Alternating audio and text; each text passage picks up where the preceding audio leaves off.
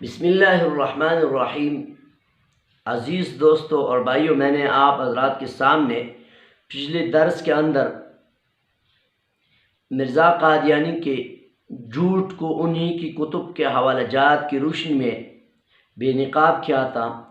اس درس میں آپ حضرات کے سامنے قادیانی اور دوسرے غیر مسلموں میں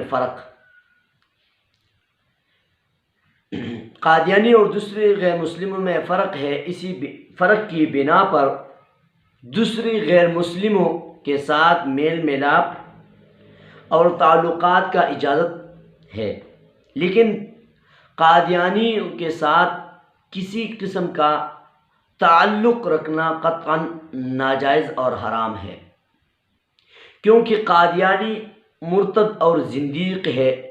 مرتد وہ ہوتا ہے جو اسلام کو چھوڑ کر کوئی دوسرا مذہب اختیار کر لے، اور زندیق وہ ہوتا ہے جو اپنے کفریہ عقائد کو اسلام کا نام دے کر اسلام کے روح سے اس کو استعمال کرے۔ لہٰذا یہ لوگ اسلام کے باغی ہیں، اور جس طرح کسی ملک کا باغی کسی رو رعایت کا مستحق نہیں ہوتا، بلکہ جو لوگ ان لوگوں کے ساتھ مل جل رکھے وہ بھی قابل گرفت ہوتے ہیں، ٹھیک اسی طرح چونکہ قادیانی بھی زندیق اور مرتد ہے تو اسلامی تعلیمات کے رو سے کسی رو رعایت اور میل ملاپ کے مستحق نہیں ہے۔ چنانچہ ان حضرت صلی اللہ تعالی علیہ وسلم نے یہود اور نصارہ کے ساتھ تعلق رکھا اور معاہدہ بھی کیا، مگر مدعیانی نبوت جنہوں نے نبوت کے دعوے کیے تھے جیسے اسود عنسی، مسیلمہ کذاب، ان کے ساتھ نہ صرف تعلقات کو ناجائز قرار دیا بلکہ حضرت فیروز دہلوی رضی اللہ تعالیٰ عنہ کے ذریعہ سے اسود عنسی کا کام تمام کر دیا تھا، اور مسیلمہ کذاب کو حضرت ابوبکر صدیق رضی اللہ تعالی عنہ نے ٹھکانے لگایا، اس لیے کہ دوسرے کافر اپنے کفر کا اعتراف کرتے ہیں اور اپنے آپ کو غیر مسلم اور مسلمانوں سے الگ قرار دیتے ہیں، جبکہ قادیانی وہ طبقہ ہے جو اپنے کفری عقائد کو میل ملاپ کر چھپا کر مسلمانوں کو دھوکہ دیتے ہیں اور اپنے آپ کو پیش کرتے ہیں۔ تو میں آپ حضرات کے سامنے دو مثال پیش کرتا ہوں تاکہ میری بات آپ حضرات کو سمجھ آ سکے۔ سب کو یہ مسئلہ معلوم ہے کہ شریعت مطہرہ کے اندر شراب قطعاً ممنوع ہے۔ شراب کا پینا، اس کا بنانا، اس کا بیچنا تینوں حرام ہے، اور یہ بھی معلوم ہے کہ شریعت میں خنزیر حرام ہے، نجس العین ہے، اس کا گوشت فروخت کرنا، لینا دینا، کھانا پینا قطعاً حرام اور ناجائز ہے۔ اب ایک آدمی وہ ہے جو شراب فروخت کرتا ہے، دوسرا آدمی وہ ہے جو شراب فروخت کرتا ہے لیکن ساتھ بہت بڑا ظلم اور ستم یہ بھی کرتا ہے کہ شراب پر زمزم کا لیبل چپکاتا ہے، یعنی شراب بیچتا ہے، اس کو زمزم کہہ کر بیچتا ہے۔ مجرم دونوں ہیں، لیکن ان دونوں مجرموں کے درمیان کیا فرق ہے وہ آپ حضرات خوب سمجھتے ہیں، کیونکہ ایک آدمی جو شراب بیچتا ہے لیکن شراب کہہ کر بیچتا ہے، دوسرا آدمی شراب بیچتا ہے لیکن شراب پر زمزم کا لیبل چپوا کر بیچتا ہے، یعنی اس کو چھپاتا ہے۔ تو یہ قادیانیوں اور دوسری غیر مسلموں کی مثال ہے۔ ایک اور مثال آپ حضرات سمجھیں ایک آدمی خنزیر کا گوشت بیچتا ہے، لیکن خنزیر کا کہہ کر خنزیر کا گوشت بیچتا ہے۔ دوسرا آدمی وہ ہے جو خنزیر کا گوشت بیچتا ہے، لیکن خنزیر کہہ کر خنزیر کا گوشت نہیں بیچتا، بلکہ اس کے اوپر دمبے اور بکری کا لیبل لگوا کر بیچتا ہے۔ تو ان دونوں میں زمین اور آسمان کا فرق ہے۔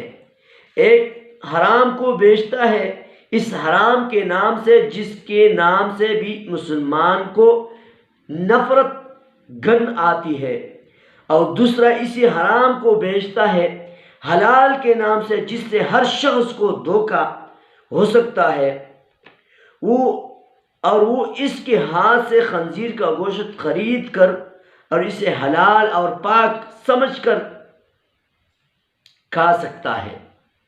بس جو فرق خنزیر کو خنزیر کہہ کر بیچنے والے کے درمیان اور خنزیر کو بکری دمبا کہہ کر بیچنے والے کے درمیان ہے، ٹھیک وہی فرق یہود اور نصارہ، عیسائی اور ہندو سکھوں کے درمیان، قادیانیوں کے درمیان ہے۔ کفر ہر حال میں کفر ہے، اسلام کی ضد ہے، لیکن دنیا کے دوسرے کافر اپنے کفر پر اسلام کا لیبل چپکاتے اور لوگوں کے سامنے اپنے کفر کو اسلام کے نام سے پیش نہیں کرتے، مگر قادیانی اپنے کفر پر اسلام کا لیبل چپکاتے ہیں اور مسلمانوں کو دھوکہ دیتے ہیں کہ یہ اسلام ہے۔ تو سب سے بڑا دھوکہ باز، سب سے بڑے فراڈی، سب سے بڑے کافر، سب سے بڑے مرتد، سب سے بڑے زندیق کون ہوئے؟ قادیانی۔ یہ بات تو یہاں پر کلیئر ہو گئی۔ اب آتے ہیں دوسرے موضوع پر۔ قادیانی مسلمانوں کو کیا سمجھتے ہیں؟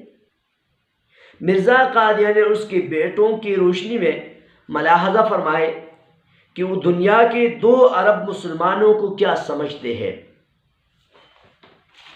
مرزا قادیانی نے لکھا ہے، خدا تعالیٰ نے مجھ پر ظاہر کیا ہے کہ ہر ایک شخص جس کو میری دعوت پہنچی ہے اور اس نے مجھے قبول نہیں کیا، وہ مسلمان نہیں ہے۔ تذکرہ صفحہ نمبر 519 طبع 4۔ میں پوچھتا ہوں اپنے پاکستانی اور مسلمان بھائیوں سے کہ اے پاکستانیوں، مسلمان بھائیوں اور دوستوں، آپ کو قادیانی لوگ، مرزا قادیانی کی کتب کے اندر یہ فتویٰ موجود ہے کہ ہمیں مسلمان نہیں تسلیم کرتے، تو میں جناب عمران خان صاحب سے بھی درخواست کروں گا کہ آپ ان کو کیسے ان کے ساتھ ہمدردی کرتے ہو، ان کے فنڈ کو لیتے ہو اور ان کی جو ہے ٹائیگر فورس کے اندر ان کے رضاکاروں کو بھرتی کرنا چاہتے ہو، تو وہ تو آپ کو غیر مسلم سمجھتا ہے، وہ تو آپ کو مسلمان ہی نہیں مانتا۔ تو میں درخواست کروں گا کہ ایسی بڑی جھوٹی اور دجال مکر و فریب کے بھرے ہوئے کافر اور مرتد سے بچا جائے۔ نمبر 2، جو میرے مخالف تھے ان کا نام عیسائی اور یہودی اور مشرک رکھا گیا۔ خزائن جلد نمبر 18 صفحہ نمبر 382۔ نمبر 3، ان الہامات میں میری نسبت بار بار بیان کیا گیا ہے کہ یہ خدا کا فرستادہ، خدا کا مامور، خدا کا امین اور خدا کی طرف سے آیا جو کچھ کہتا ہے اس پر ایمان لاؤ، اور اس کا دشمن جہنمی ہے۔ خزائن جلد نمبر 11 صفحہ نمبر 62۔ اس پر ایمان۔ اسی طرح قادیانی ضروریت بھی اسی نقش قدم پر چلی ہے۔ مرزا قادیانی کا لڑکا مرزا محمود لکھتا ہے کہ ہمارا فرض ہے کہ ہم غیر احمدیوں کو مسلمان نہ سمجھے، ان کی ضروریت کے یہ کہنے پر مجبور ہے کہ مسلمانوں کو غیر مسلم سمجھتی ہے۔ انوار خلافت صفحہ نمبر 90۔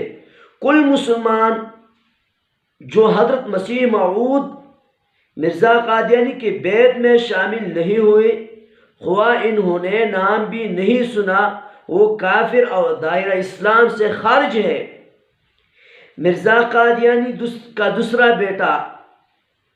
دوسرا لڑکا مرزا بشیر احمد ایم اے لکھتا ہے، مسئلہ کفر و اسلام کی وضاحت کرتے ہوئے لکھتا ہے کہ ہر وہ شخص جو موسیٰ کو مانتا ہے لیکن عیسیٰ کو نہیں مانتا، جو عیسیٰ کو مانتا ہے لیکن محمد الرسول اللہ صلی اللہ علیہ وسلم کو نہیں مانتا، یا محمد صلی اللہ علیہ وسلم کو مانتا ہے لیکن مسیح موعود یعنی مرزا قادیانی ملعون کو نہیں مانتا، وہ نہ صرف کافر ہے بلکہ پکا کافر اور دائرہ اسلام سے خارج ہے۔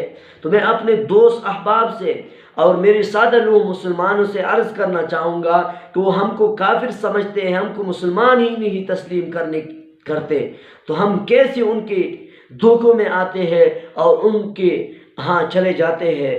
کلمۃ الفصل صفحہ نمبر 105۔